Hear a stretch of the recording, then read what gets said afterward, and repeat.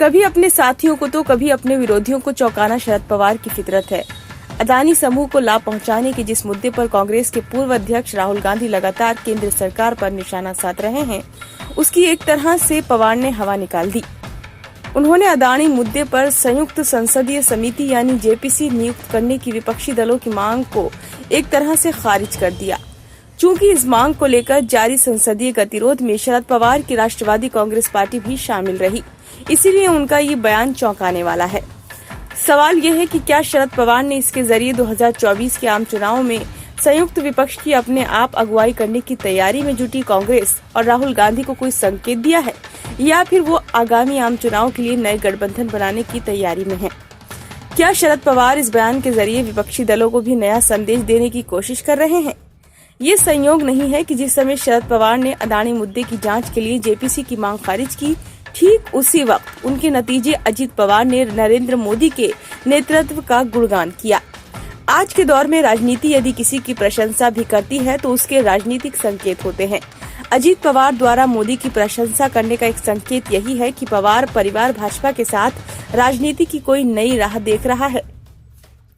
शरद पवार एक चतुर राजनेता माने जाते हैं। ये मानने का कोई कारण नहीं है कि पवार को ये पता नहीं होगा कि जेपीसी की मांग को नकारना एक तरह से कांग्रेसी अभियान को नाकाम करने जैसा ही होगा।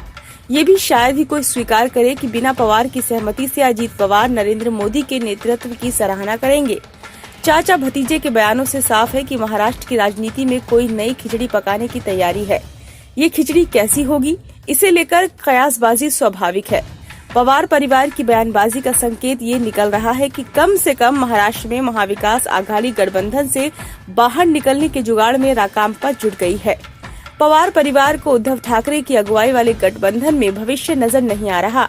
शायद इसीलिए शरद पवार नए राजनीतिक गठबंधन की तलाश में जुट गए हैं।